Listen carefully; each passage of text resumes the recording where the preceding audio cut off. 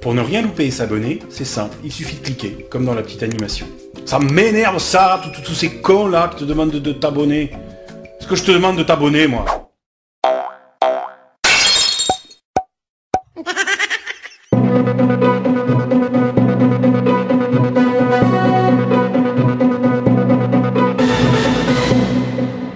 Je ne veux pas travailler. La nouvelle réforme de l'indemnisation chômage est très simple, c'est ça qui est important. À partir du 1er février, la durée d'indemnisation baissera de 25% à 18 mois maximum, mais un coefficient réducteur supplémentaire pourra être appliqué selon que l'on sera en période rouge ou verte, selon les phases des lunes de Jupiter et la période de copulation des drosophiles en Basse-Saxe. On passera d'une période à l'autre en fonction de la valeur absolue du taux de chômage mesuré par l'INSEE au sens du Bureau international du travail, avec un seuil arrêté à 9% et sa variation fixée, elle, à 0,8 points de pourcentage multiplié par pi. Je pose 4 et je retiens 2. Cela dépendra bien évidemment aussi de la durée d'isolement après votre test PCR et des factures à régler à McKinsey.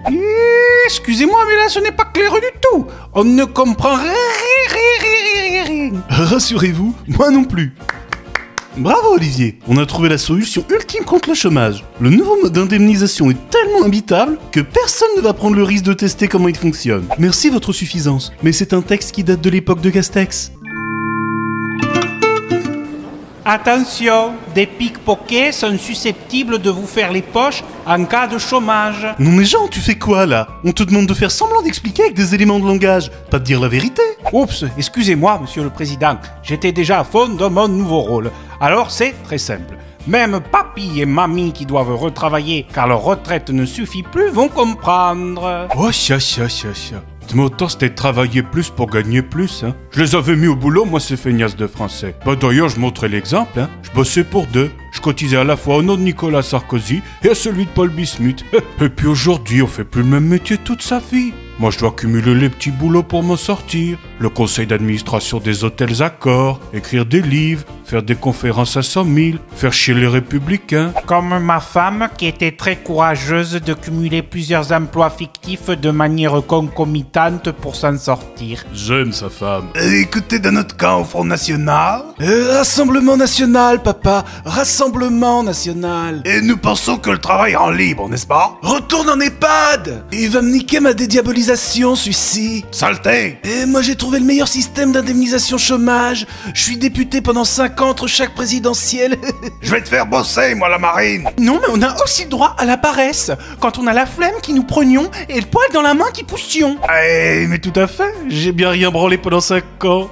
Au contraire de Valoche et Juju. Enfin, quand je dis rien, pas grand-chose. Et j'avais quand même un job chez Deliveroo pour la livraison de viennoiseries à scooter.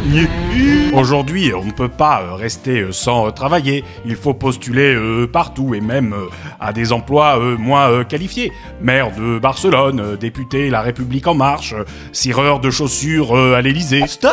49.3. Fini les débats, réforme adoptée. Bravo, Votre Altesse. 18 mois, c'est bien suffisant pour trouver du travail. Effectivement, il m'a fallu bien moins de temps que ça pour recaser mes anciens ministres. En moins de 6 mois, tout était bouclé. Allez, je vous laisse bosser. Moi, j'ai rendez-vous avec McKinsey pour savoir ce que je dois faire pour la réforme des retraites et pour mes achats de Noël.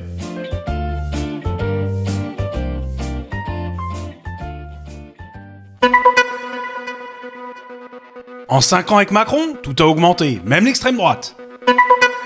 Oh, comme c'est bizarre. Oh, alors.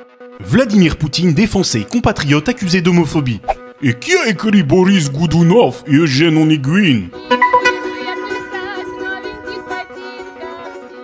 Joe Biden se justifie. C'est parce que Vladimir Poutine reste sourd aux demandes occidentales que je l'ai traité de boucher.